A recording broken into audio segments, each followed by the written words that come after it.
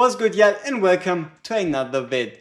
Today's topic, Anora, and do you actually need her? I'll tell you all about her, where you can use her, her strengths, her weaknesses, and help you make an educated decision on where to use your summons throughout the coming days and also months leading up to the anniversary. So, rule number one, do not summon tomorrow. The reason why you don't want to summon tomorrow, even though her banner launch is there, is because you don't have a banner running alongside of it. And the disadvantage of that is the way limited banners works, you are guaranteed to get the hero at 200 summons, but you still have your pity. Your pity is obviously if you hit it, you get your guaranteed legendary. But if you pull a limited unit at 200, it resets your pity. So what you want to do is use your pity on a different banner to, number one, stop yourself from getting an Anora, which also eliminates the 200 guarantee, as well as keeping your pity and not having it reset. So the way you do this is then by summoning on a different banner. So for example, you have a 0 pity. From 0 pity, you do 180 summons on the Anora banner and you walk away with nothing. What you then do is you swap to a different banner, for example the Lyra and Talon banner, and use 20 of your summons there. Upon the 20th summon, you are guaranteed to already get a legendary. It will probably happen way earlier for you. And that's, for example, going to be Talon. Then you can go back to the Anora banner and guaranteed get Anora with just 20 more summons, which then also resets your pity back to 0. So you can imagine it as you making yourself lucky by pulling a legendary after just 20 summons. So that's the important part. Do not summon tomorrow. Summon on a banner alongside of Anora. Otherwise, you can be running into issues where you pull her early or you reset your pity even though you don't want to. Now, for those of you that already have an Anora back from the anniversary, the only reason you would pull is if you want awakenings or just an awakening. And for that, we need to discuss how strong her A1 is, because that's the most realistic scenario of you having pulled her during the anniversary and now getting her again. So, when Noxious Breath is generated, which is her passive, when attacking Labor, when her summon attacks, she has a 20% chance to generate it, and it is guaranteed to happen during the ultimate. You inflict a mobilized state for 2 seconds. So there's two ways to look at this. Number one, it's the GVG perspective, where this is absolutely clutch. If you ever intend to make an Anora GVG defense, then you do want to make use of that, and it is going to be pretty necessary. But outside of that, I can guarantee you without a doubt, the developers would never make content that requires you to have a hero that summons a summon, that has range rage, that has extended range, to then only use that immobilized state to hold people in place. This isn't going to add anything to your Anora to the point of you being able to do something anybody else can't.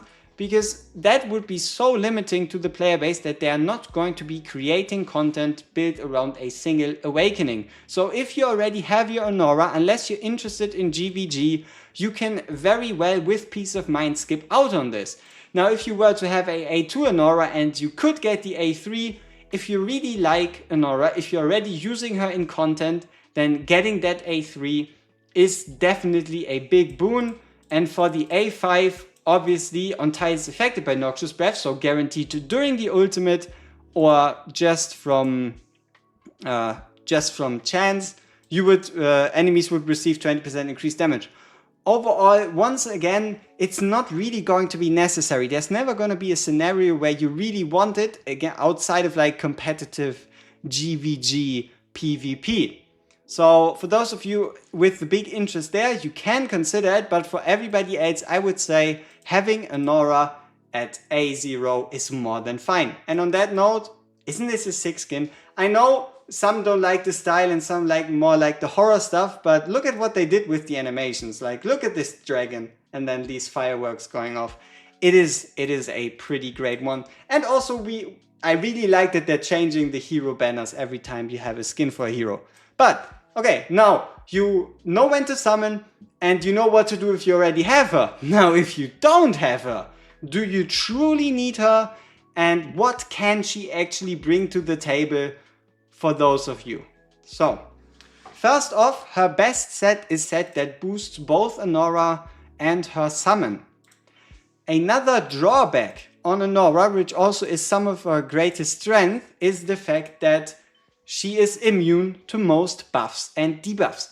Buffs she's immune to include inspiration and rage regeneration. So she cannot get rage from a Eloin, she cannot get rage from a Hollow, she can get rage from you despawning a Laurel, but that's the only way she can get rage outside of her exclusive artifact. So keep that in mind. And also, as we talked about it, she cannot gain inspiration. She is immune to inspiration. And then you have the strength of which is she's immune to poisons, she's immune to burns, she's immune to getting frozen, she is immune to pretty much every debuff imaginable, which obviously makes her overall more tanky, but that doesn't make her as relevant. So the reason why Sanctity still doesn't completely disable her, this is crazy, right? You have a hero that is not usable in Sorbonne Arcana, not usable in Infernal Roar, at least not recommended to be used in those.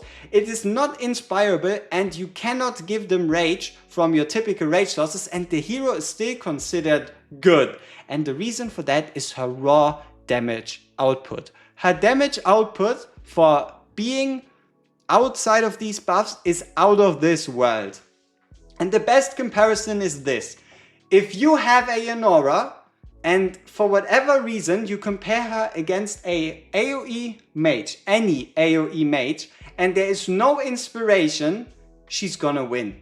She has the highest damage output if inspiration is not a factor. If it's about you placing her at the far end of a field and just having her deal with something, or you placing her solo on a lane or on a site in, for example, gear rate 1, there's nothing that can compete. She is by far the strongest mage if there's no inspiration and rage regen on the field. And this is kind of where this comes in, right? She's more of a special case. She is super strong, but she can get out damaged as long as you consider inspiration and rage regen as factors. So what you have to ask yourself is, do you need a strong AoE mage? Because, for example, you don't have any on your account.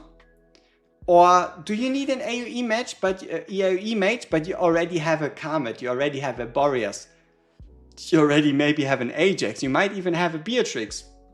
Do you truly need this AoE mage? And again, if she's the solution to any piece of content, there is going to be different ones. She does nothing super unique, but that shouldn't take away from her. Still, she's overall a super strong unit, but sadly there's no real content. No content where she's specifically needed. She's one of those units you could skip. You would be a bit bummed that you missed out on her because her design is cool and because obviously she summons a dragon and whatnot, but you wouldn't be necessarily bothered by it. It wouldn't really degrade your account as long as you have other comparable AoE mages. So let's just quickly go through her kit, especially after her recent buff. You have Labor, who inherits 100% of the Master's attributes, and that's also the reason why you don't really care about inspiration, because she's basically like 2 units in one. She herself does 100% of her own stats, and her summon does 100% of her own stats. She attacks 90% AoE to up to 8, and she attacks 100% AoE up to 5. And then you bond skill, right? A hero that is already very strong becomes even stronger if you do have Imrit. If you do have Imrit, you really want to get an Anora alongside of it, even if it's just to unlock the respawn ability for Imrit, where not only does he have the ability to respawn in a dragon egg when he dies, but he also gains extra Winter's Bite. So if you're interested in making your Imrit the strongest, if you're interested in GVG and content like that, then you really need an Anora to unlock the full potential of your Imrit, but it is fine without. And also, even if you have an Imrit, it's not going to elevate Anora from like, she's still going to have pretty much the same drawbacks, is what I mean to say. But what it basically does is it increases the damage that her summon deals, right? It's a nice DPS boost, but it doesn't revolutionize her overall. Outside of that, what else does she do? She pretty much gives herself and her summon a 50% attack increase, and she does give this buff, right? Damage increase to summons. It is not incredible, but if you were to search by summoners, I hope we can, yes, you're going to notice there is a couple nice units in here, like for example giving Azarus' summons 10% more damage, giving Beelzebub 10% more damage, giving Kriya and Beatrix's summons more damage. And what I find to be interesting is, oh, obviously, there you go, Wukong, right? Wukong's clones do more damage if you have an Anora on the field. Is there another notable unit? Norvras, but nobody really uses him all that much anymore, and then you kinda end up with him. But you can make your Wukong deal more damage by having an Anora if you didn't know. Just keep in mind that it is mostly for like one time and done clear stages. Okay, is there anything else big we need to cover about Anora? Let's go back to her and have a look again. So you see this range, this is what she can do, and this is also where her summon can attack.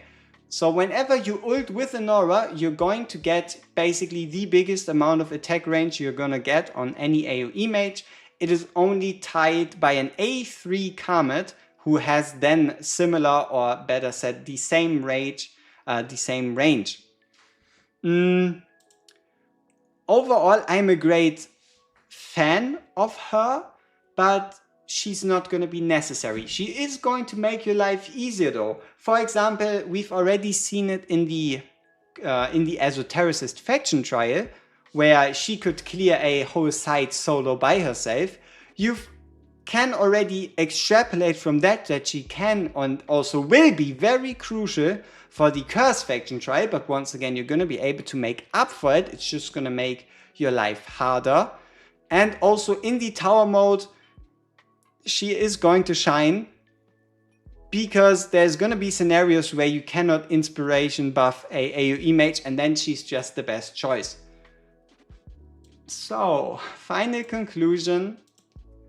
If you aren't GVG focused, and if you already have good AoE mages, you can skip out on Anora. It is not going to hurt you, and you are going to be able to save more summons for the anniversary or invest more summons into Talon. But on the other hand, once again, she is a limited, and if you don't have her, at least picking up a copy of her seems like a very smart thing to do. And with this, I think we can end our quick talk about Anora, and we see each other in the next one. Peace!